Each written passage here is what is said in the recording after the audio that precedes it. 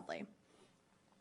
Following up from some announcements earlier this year, during the department's regular oversight of our execution of presidential drawdown authority for Ukraine, we discovered inconsistencies in equipment valuation for Ukraine. In a significant number of cases, services used replacement costs rather than net book value, thereby overestimating the value of the equipment drawn down from U.S. stocks and provided to Ukraine. Once we discovered this misvaluation, the comptroller reissued guidance on March 31st, clarifying how to value equipment in line with the financial management regulation and DoD policy to ensure we use the most accurate of accounting methods.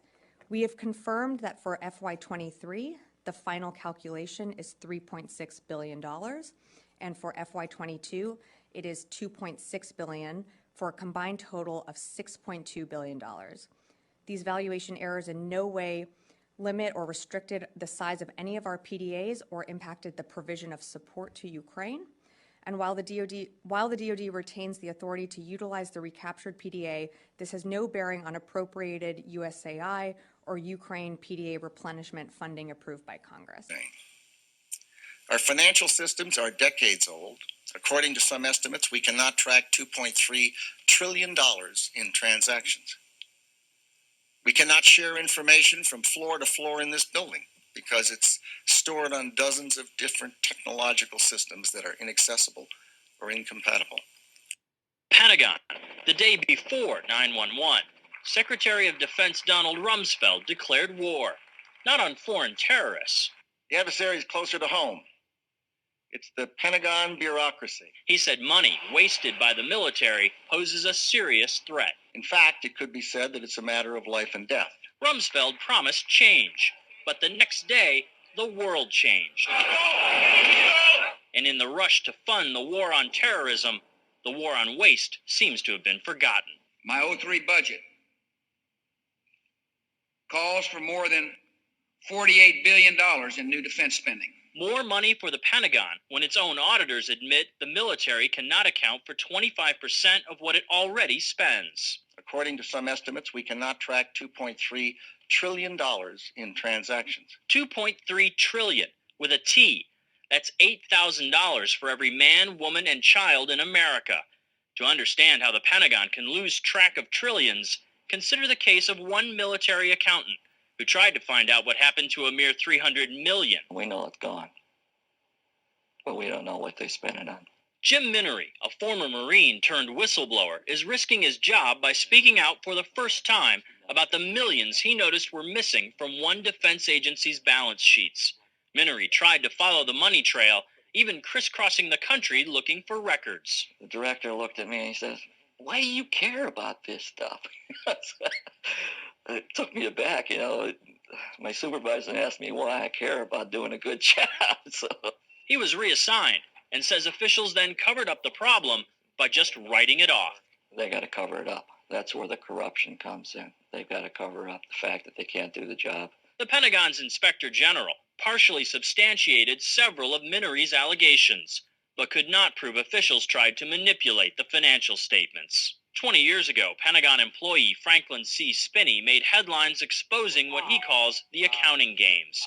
He's still there, and although he does not speak for the Pentagon, he believes the problem has gotten worse. Those numbers are pie in the sky. The books are cooked routinely year after year after year. Retired Vice Admiral Jack Shanahan commanded the Navy's Second Fleet the first time Donald Rumsfeld served as Defense Secretary. With good financial oversight, we could find $48 billion in loose change in that building without having to hit the taxpayers. In the 2.5 minutes since this report began, the Pentagon has spent nearly $2 million, and it may never know where 25% of those tax dollars went. In Los Angeles, I'm Vince Gonzalez for Eye on America. Welcome to the Crypto Teacher. And I come back with that video just to make you think. Don't forget to like and subscribe to the channel. And guys, we have overspending at the Pentagon. And guys, how many times have we heard this? We've heard it over and over and over again. But don't forget the most important one. We had Donald Rumsfeld stated that he couldn't find $2.3 trillion.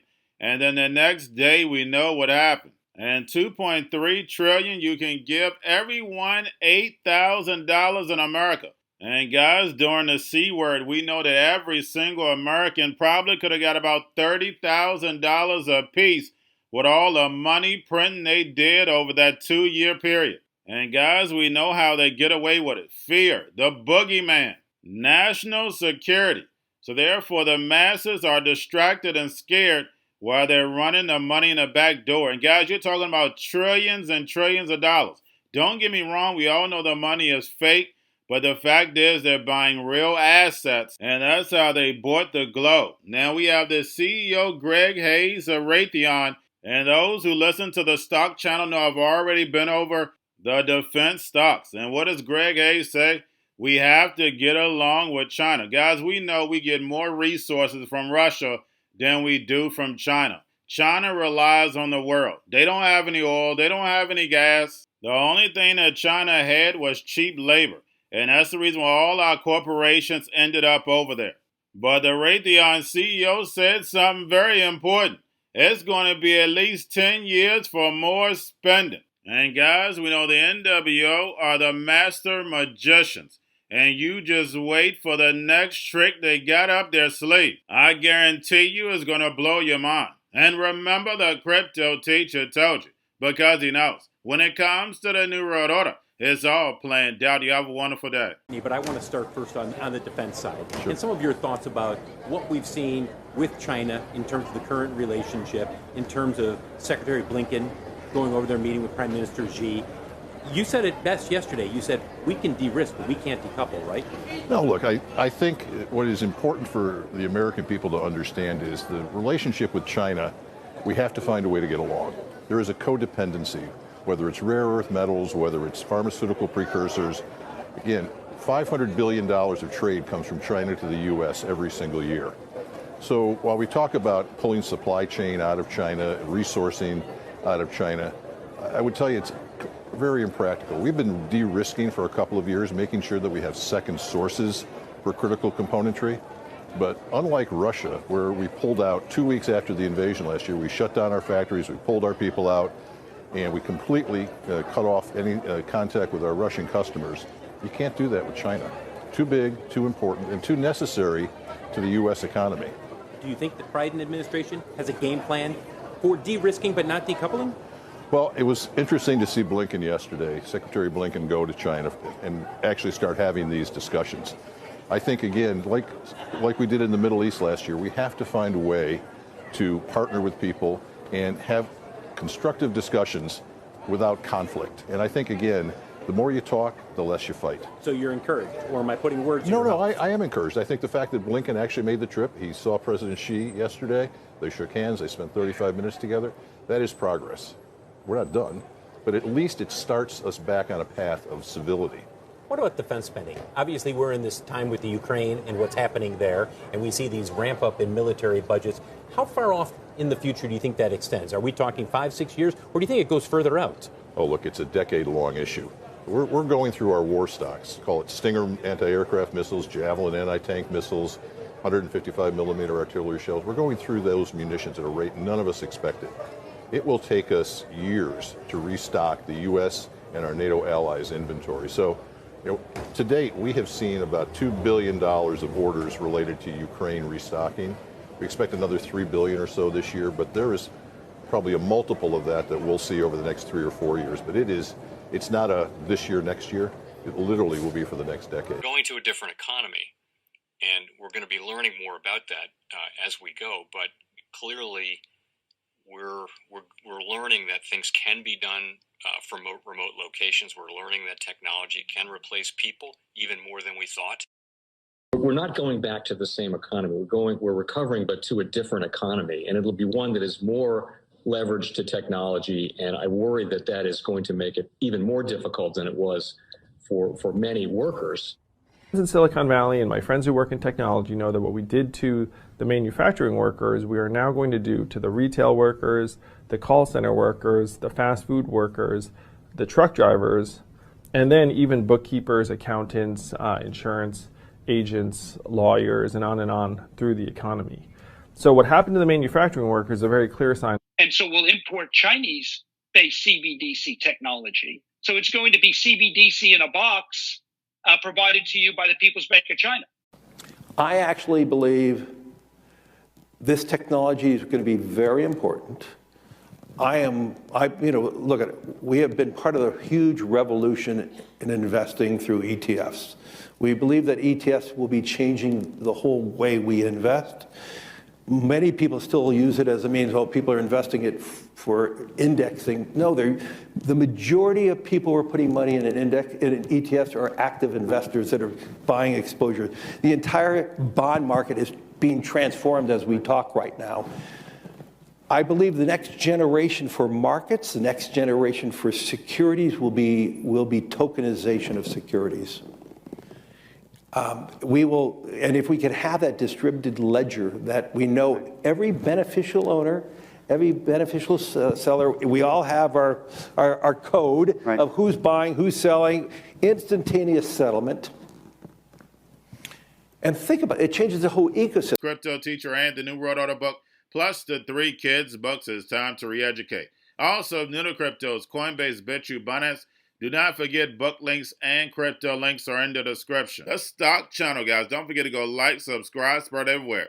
You have your Kobo, your chip stocks, your banking, your gaming. While everybody's sitting at home, get home stocks, the Seaver, the biotech stocks. And while everybody's at home wishing, they were still getting that free money. What are they doing? Drinking and smoking weed. Don't forget about those stocks, and you have a wonderful day. The most powerful person in the world is the storyteller. The storyteller sets the vision, values, and agenda of an entire generation to come. Steve Jobs. And guys, you know I truly believe in this. When you look at the New World Order, they're the storytellers. And that's the reason why I wrote my New World Order book. But guys, now it's time to change the current generation. And I wrote 3 kids books. You know I love the Trinity because I understand the power that's in it. So I have 3 books. We have an opportunity to change the generation, to educate, not just me, but I want to show you that I take action on a daily basis. And I want you to take action on a daily basis. Whether it's your job, whether it's in your community, we have an opportunity right now to educate the masses. I posted this on my Twitter account. Please share, but this is a short clip of the 3 books. There's going to be a clothing line and action figures. Please get these books for your kids, nephews, cousins, friends, so therefore we can start the re-education now. Because as we see, the 4th Industrial Revolution foundation is definitely here. Robots, algorithms, drones, taking humanity out the picture. We have to re-educate. But let's get into the video. Part 1. King Joshua and Drama Tam save the village. Part 2. King Joshua and Drama Tam save New York from COVID stories 3.